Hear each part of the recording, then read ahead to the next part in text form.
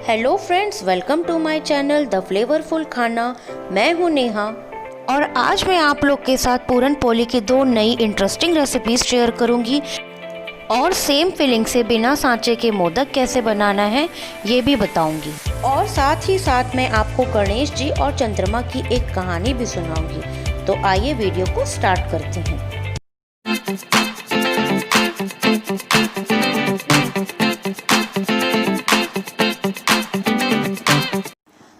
पूरन पोली बनाने के लिए सबसे मेन इंग्रेडिएंट है चना दाल।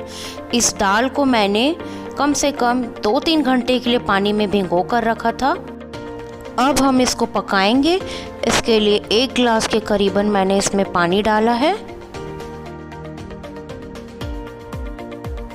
और थोड़ा सा तेल। चने की दाल प्रोटीन, फाइबर, जिंक और फोलेट का एक बहुत ही अच्छा सोर्स है।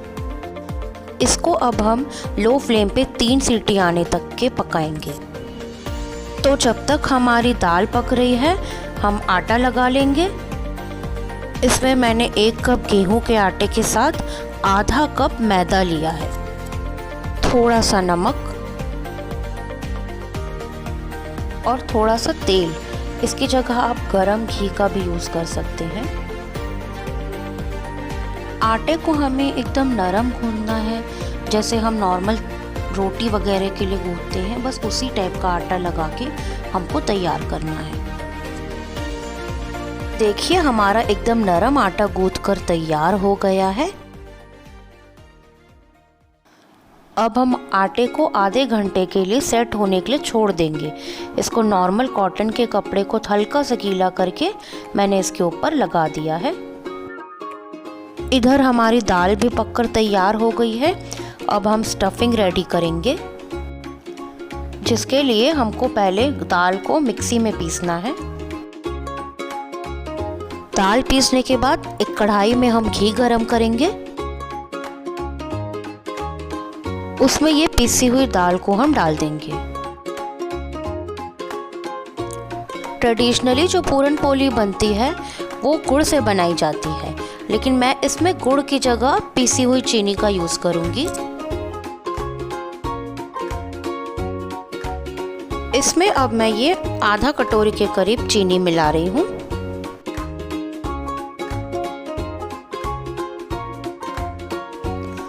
और आधा कटोरी ये कच्चा नारियल भी, इससे बहुत ही अच्छा फ्लेवर आता है।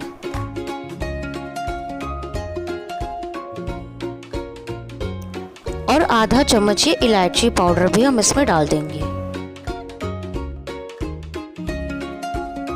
इसके टेस्ट को थोड़ा सा और एनहांस करने के लिए मैं इसमें ये दूध पाउडर डाल रही हूँ।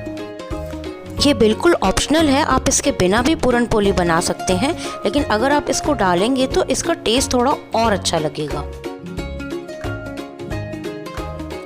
ये हमारी स्टफिंग बनकर रेडी हो गई है। नॉन स्टिक कढ़ाई में इसको बनाने से ये जल्दी बन जाती है। अब हम नमकीन पूरन पोली का भी स्टफिंग रेडी करेंगे, जिसके लिए घी में यहाँ पे मैंने धनिया और मिर्ची को बारीक बारीक काट करके डाला है। इसमें अब ये किसा हुआ अदरक भी मिला लें। अच्छे से इसे भूनेंगे। 2 से 3 मिनट अच्छे से भूनने के बाद इसमें मैं ये पिसी हुई दाल मिला रही हूँ।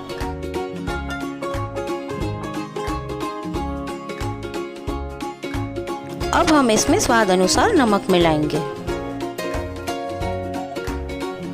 और थोड़ा सा काली मिर्च का पाउडर भी और ये भुने हुए जीरे का पाउडर भी। अगर आप इसे भगवान के भोग के लिए नहीं बना रहे हैं तो आप इसमें लहसुन और प्याज का भी यूज़ कर सकते हैं। ये हमारी नमकीन पूरन पोली की भी स्टफिंग रेडी हो गई है।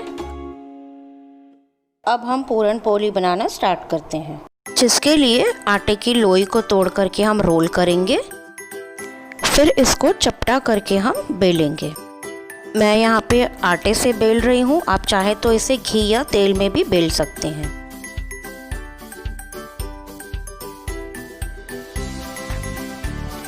ये मैंने इसको अच्छे से बेल लिया है। अब मैं इसमें ये स्टफिंग डालूंगी।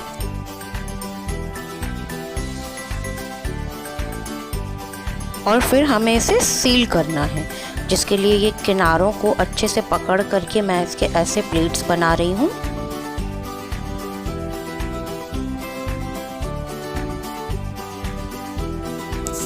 और इसको अच्छे से दबा करके हमें सील करना है और फिर हम इसको बेलना स्टार्ट करेंगे। देखिए वापस इसको ऐसे ही राउंड शेप में ले आए हैं और इसको सब तरफ से फैला फैला करके बेलेंगे। जिस प्रोसेस से ये मीठी पूरन पोली हम बना रहे हैं, सेम इसी प्रोसेस से हमको नमकीन पूरन पोली भी तैयार करनी है। इसके कॉर्नर्स को भी हल्के हाथों से हम फैला लेंगे। देखिए ये बेल के एकदम रेडी हो गई है। अब हम मोदक बनाना शुरू करते हैं। मैं यहाँ पे कोई सांचे का यूज़ नहीं कर रही हूँ, अपने हाथ से ही बनाऊंगी। बहुत इजीली आप इसको बिना सांचे के बना सकते हैं। आप सारे प्रोसेस को ध्यान से देखिए और इसके अंदर जो फिलिंग है मैं वही पूरन पोली वाली फिलिंग डालूंगी। अब मैं आपको बताती हूँ कि कैसे गणेश जी ने तोड़ा चंद्रमा का घमंड। पौराणिक कथा के अनुसार एक बार गणेश जी धन के देवता कुबेर के यहाँ से भोजन करके लौट रहे थे।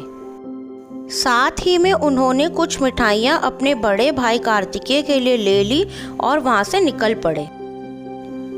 रात का अंधेरा था, लेकिन फिर भी कैलाश पर्वत चंद्रमा की चांदनी से चमक रहा था। तभी गणेश जी के वाहन मूषक ने रास्ते में एक सांप देखा और भय से उछल पड़े। इस कारण से गणेश जी ने अपना संतुलन खो दिया और वो नीचे गिर गए और उनकी सारी मिठाइयाँ भी धरती पर बिखर गई। दूर आसमान से चंद्रमा ये सब देख रहा था। जैसे ही गणेश जी आगे बढ़े और अपनी मिठाइयाँ उठाने लगे, तभी चंद्रमा जोर से हंसने लगा। चंद्रमा को हंसता हुआ देखकर गणेश जी को क्रोध आ गया और उन्होंने चंद्रमा से कहा कि तुम मेरी मदद करने की बजाय मेरी विवशता का मजाक उड़ा रहे हो। जाओ, मैं तुम्हें श्राप देता हूँ कि तुम आज के बाद कभी आकाश में राज नहीं कर पाओगे और कोई भी तुम्हारी रोशनी को महसूस नहीं कर सकेगा। गणेश जी के ऐसा कहते ही चंद्रमा की रोशनी चली गई और चारों ओर अंधेरा छा गया। चंद्रमा को अपनी भूल का एहसास हुआ और उसने भगवान से कहा, हे देव, मुझे माफ़ कीजिए, मैं आपके रूप से अनजान था और अपनी सुंदरता की आड़ में न जाने आपसे क्या कुछ कह गया। मुझे माफ़ कर दीजिए और इस श्राप से मुक्त कीजिए। चंद्रमा को यूं लाचार देखकर गणेश जी का क्रोध शांत हो गया और उन्होंने चंद्रमा से कहा कि मैं श्राप तो वापस नहीं ले सकता हूँ, लेकिन उसका असर कम करने के लिए एक वरदान ज़रूर दे सकता हूँ। गणेश जी ने कहा कि ऐसा अवश्य होगा कि तुम अपनी रोशनी खो दोगे, लेकिन ऐसा सिर्फ माह में एक ही बार होगा। इसके बाद तुम फिर से समय के साथ बढ़ते जाओगे और फिर 15 दिनों के अंतराल में तुम अपने पूरे रूप में नजर आओगे। बस तभी से चंद्रमा पूर्णिमा के दिन पूरे नजर आते हैं और अमावस के दिन वो दिखाई ही नहीं देते हैं।